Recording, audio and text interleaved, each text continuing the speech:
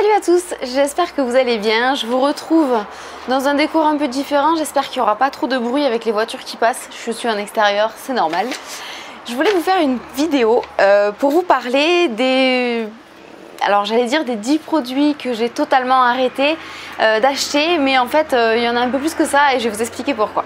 Alors, depuis quelques temps, vous le savez, j'ai opté pour un mode de vie un peu plus minimaliste sur certains points. Et également, j'ai eu toute une prise de conscience sur...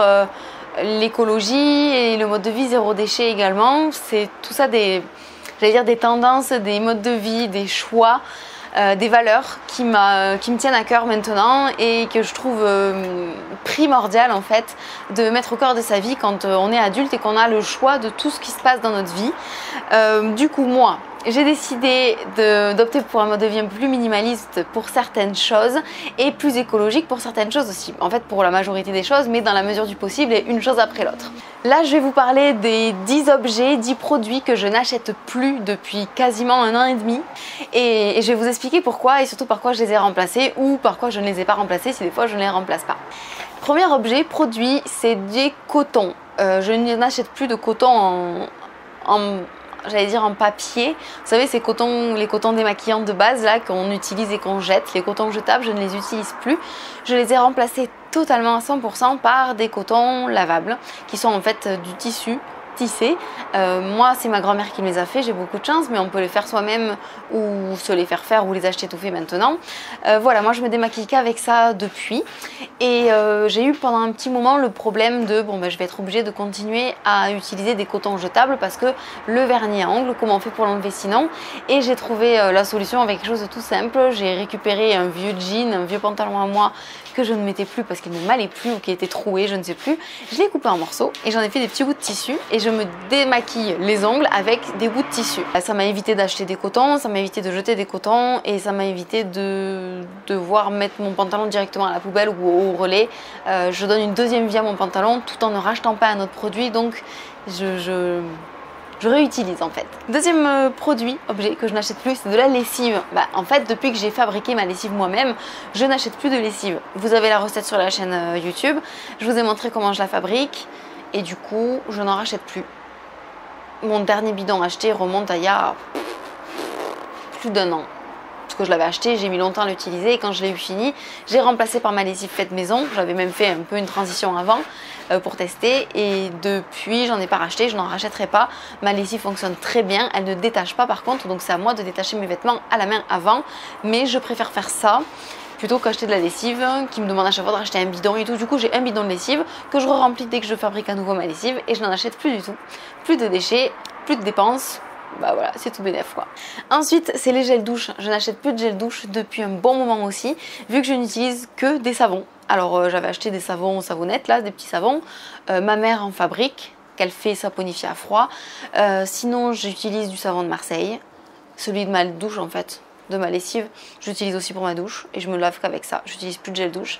Autre chose que je ne rachète plus du tout, ce sont des lingettes pour nettoyer les surfaces à la maison. J'achetais avant des petits sachets avec des lingettes, là on prend une lingette, on essuie avec, on nettoie et puis on la met à la poubelle. J'adorais utiliser ça, je trouvais que c'était très propre, ça allait dans mon image de la maison qui est propre, qui saigne, il y a un petit coup de lingette et hop ça repart. Et j'ai totalement arrêté d'utiliser ça. J'ai fabriqué mon nettoyant universel en fait, c'est simplement du vinaigre blanc avec de l'eau et des fois je mets un petit peu de citron pour que ça ait bon coup, j'allais dire, une bonne odeur. Et je nettoie avec ça et ça suffit. Des fois je nettoie avec du savon mais j'ai plus besoin de lingettes, j'utilise des tissus en microfibre ou des torchons ou des éponges ou voilà, mais que des tissus et pas de jetables. Le jetable, c'est quelque chose que j'essaye de bannir globalement. Ah oui, quelque chose que j'ai complètement arrêté d'acheter aussi et d'utiliser, ce sont des bouteilles d'eau en plastique. À une époque, j'ai jamais vraiment acheté des gros packs d'eau pour remplacer l'eau du robinet. J'ai toujours bu l'eau du robinet chez moi. Par contre, pour le boulot, pour les déplacements, j'avais toujours des petites bouteilles d'eau dans ma voiture que je prenais au boulot. Alors pourtant j'avais déjà le réflexe de pas toujours utiliser que ça. Souvent je les re-remplissais plusieurs fois avant de les jeter à la poubelle. Au bout d'un moment le plastique s'abîme donc quand même je le jetais. Mais depuis que j'ai acheté ma gourde en verre, même si elle s'est cassée entre temps et que j'en utilise une autre, etc. Peu importe, je ne rachète plus de bouteilles en plastique. Ça me désespère de devoir acheter de l'eau. Enfin, l'eau, on l'a au robinet. On a une chance incroyable de vivre dans un pays où l'eau est courante et potable. Enfin, on va dire qu'elle arrive facilement chez nous et qu'elle est potable. Même si elle n'est pas 100% parfaite, elle est potable. On a beaucoup de chance, donc je ne vais pas aller acheter de l'eau, quoi. Ensuite, j'ai remplacé mes pinces à linge. Quand j'ai aménagé dans mon premier appartement en autonomie, on va dire, j'avais donc une machine à laver et un lot de pinces à linge que j'avais acheté comme ça, des pinces à linge en plastique classique. J'en avais acheté, je sais plus, 20 ou 40, je sais plus, vraiment beaucoup.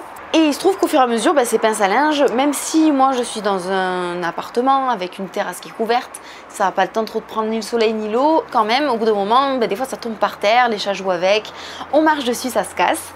Et du coup, il m'en restait 2 ou 3 et pratiquement plus. Et je me suis dit, je vais racheter des pinces à linge, mais ça m'a fait vraiment, excusez-moi le mot, chier de racheter des pinces à linge en plastique. Donc j'ai pensé rapidement à l'alternative de la pince à linge en bois, mais j'ai eu l'expérience, ça peut tacher, quand même ça prend l'eau, bon c'est moins évident. Et donc je cherchais des pinces à linge en inox, mais je n'en voulais pas avec un ressort parce que j'avais d'expérience, pour moi le ressort ça peut se casser, se déloger et surtout c'est pas fait en inox, le ressort il est souvent fait en fer et donc il rouille. Donc j'ai opté pour ces petites pinces à linge comme ça, donc elles sont totalement en inox, je sais pas si on les voit bien parce qu'elles sont toutes petites. Voilà, c'est une pince à linge qui est comme ça, donc vous voyez il n'y a pas de ressort. En fait on appuie, c'est simplement la forme du métal qui fait qu'on peut appuyer ici. Donc elles sont un petit peu dures à appuyer et en fait elles sont faites d'une seule traite, c'est que de l'inox. Ce qui fait que ça rouille pas, ça ne peut pas se casser, c'est incassable ça. Je peux, au pire je les perds, mais je peux pas les casser. Et elles sont garanties à vie, elles sont fabriquées en France. J'ai dû payer ça 16 € ou 17 € les 20. Pour quelque chose qui va me durer toute ma vie, je trouve ça plutôt cool. Ensuite, c'est le papier sulfurisé. Effectivement, le papier sulfurisé, c'est du papier de cuisson en fait, qu'on place sur le four, sur la barre du four quand on fait cuire quelque chose. Et c'est quelque chose qu'on utilise et qui se termine. Et puis ensuite, on en rachète et on le réutilise et ça se termine. Chaque feuille, à chaque fois qu'on l'a utilisée, il faut la jeter à la poubelle, on ne la réutilise pas. Et le carton d'emballage et le plastique qui entoure ce carton d'emballage, tout ça, c'est des déchets. Je savais qu'il existait des plaques de cuisson en silicone, mais j'avais absolument pas envie d'acheter du silicone ni que mes aliments soient en contact avec du silicone. Et du coup, j'ai trouvé du papier sulfurisé qui est réutilisable à l'infini. Par contre, le seul souci, c'est pas du silicone, c'est une matière tissée un peu plastique quand même. Je sais pas en quoi c'est fait et malheureusement, je n'ai pas trouvé en quoi c'était fait. C'est pas écrit sur l'emballage. Donc j'ai pas l'information. Mais en tout cas, maintenant, en attendant de trouver mieux, j'ai 2 feuilles de cuisson qui sont réutilisables à l'infini et qui ne sont pas en silicone. Maintenant, un objet un peu en transition, c'est le dentifrice. En effet, depuis quelques mois, j'utilise un dentifrice que je fabrique moi-même. Et pourquoi je dis que c'est à moitié fait? Parce qu'en fait mon chéri ne l'aime pas. Il n'aime pas la texture, il n'aime pas le goût, il aime bien les trucs qui arrachent des dentifrices chimiques. Donc il continue à utiliser du dentifrice chimique. Mais moi j'utilise absolument que ça. Ou alors j'ai un bâton de chihuahua. Si vous ne connaissez pas, c'est une racine qui s'émiette au bout, qui s'effrite un peu et qu'on peut brosser avec la racine ses dents et ça nettoie, c'est parfait. Donc j'utilise ou mon bâton de chihuahua ou ma brosse à dents avec le dentifrice que j'ai fabriqué moi. Je sais plus si je vous ai fait la recette, mais si c'est pas le cas, je vous la filmerai et je vous la posterai bientôt. Et en fait, donc voilà, pour moi c'est une 100% réussite parce que ma préparation dure au moins 6 mois. En fait, c'est une préparation qui est censée durer 6 mois pour 2 personnes et en fait, je suis toute seule à l'utiliser donc je pense que j'en ai au moins pour 1 an. Donc c'est vraiment très économique, extrêmement écologique vu que c'est que des produits naturels. Ça ne coûte pas d'argent et que c'est pas nocif à la santé. Donc pour moi, c'est une réussite. Maintenant, il manque plus qu'à ce que mon chéri s'y fasse. Et maintenant, 3 produits pour lesquels je suis en transition vers je ne les rachèterai plus jamais. Premièrement, c'est le sopalin. Alors le sopalin, j'en ai toujours. Et effectivement, la dernière fois qu'il s'est terminé, j'en ai racheté. C'est les gros rouleaux là, qui durent très longtemps avec des grandes feuilles. J'en ai racheté un, mais je l'utilise beaucoup moins qu'avant. Tout simplement parce que j'ai pris le pli déjà de le retirer un peu de la cuisine pour qu'il soit plus difficile d'accès quand on veut l'utiliser. Et également à la place d'utiliser des lingettes ou des torchons, des lingettes microfibres ou autres pour nettoyer. Comme ça, je n'utilise plus de sopalin. En fait, pour tout vous dire, j'utilise le sopalin uniquement, désolée pour ceux qui sont en train de manger en ce moment, mais uniquement quand mes chats vomissent. Quand ils vomissent par terre, je n'arrive pas à utiliser quelque chose que je vais réutiliser ensuite parce que ça me donne envie de vomir aussi, donc si je dois le nettoyer à la main, ça me dégoûte. Bon, peut-être que je vais m'habituer et qu'un jour ou l'autre je le ferai comme ça aussi. Ensuite, pour la même raison, c'est le papier toilette. Alors, j'ai eu beaucoup de mal à me dire que j'allais remplacer le papier toilette par du tissu. Mais j'ai eu l'idée de tester uniquement pour les petites commissions, donc pour le pipi. Et donc en fait, c'est finalement simplement que éponger quelques gouttes une fois qu'on a terminé. Je me suis dit que les fois où on n'a pas le choix, on éponge bien dans notre culotte. Les hommes, souvent, épongent aussi dans leurs caleçons. Et que finalement, ce linge-là qui a épongé 3 gouttes, il se retrouve comme ça dans la machine à laver. Je pense pas que beaucoup de personnes s'amusent à nettoyer ça à la main avant de le mettre à la machine. Donc je me suis dit, 3 gouttes de pipi mélangées au linge, ça doit pas être dramatique. Effectivement, ça l'est pas. Et donc je me suis dit, il me suffit d'avoir des morceaux de tissu pour éponger le pipi. Et puis je les mettrai à la machine et puis voilà. Et puis le caca, on verra plus tard. Du coup, je me suis mise à faire ça. J'ai pris des vieux t-shirts de pyjama, des vieux linges blancs. Pourquoi blanc? Parce que je crois que c'était juste pour rappeler du papier toilette de base, mais n'importe quel tissu de n'importe quelle couleur peut faire l'affaire. Je les ai découpés en tissu un peu plus grand qu'une feuille de papier toilette. Ça éponge bien mieux d'ailleurs, du coup il suffit de la plier en deux et puis ça éponge totalement. On s'en en met même pas sur les doigts, donc c'est top. Et c'est à laisser chez moi depuis... C'est même plus à laisser en fait. Je l'ai essayé une première semaine jusqu'à ce que je le mette à laver. Et quand j'ai lavé les petits bouts de tissu en même temps que mon linge, je me suis rendu compte qu'il n'y avait aucune tache, aucune odeur, que ça avait totalement nettoyé et je me suis dit c'est parfait. Donc maintenant c'est totalement adopté ici et mon chéri s'y est fait sans aucun problème et on n'utilise que ça pour le pipi. Et ça fait vraiment économiser le papier toilette, quasiment de 50%.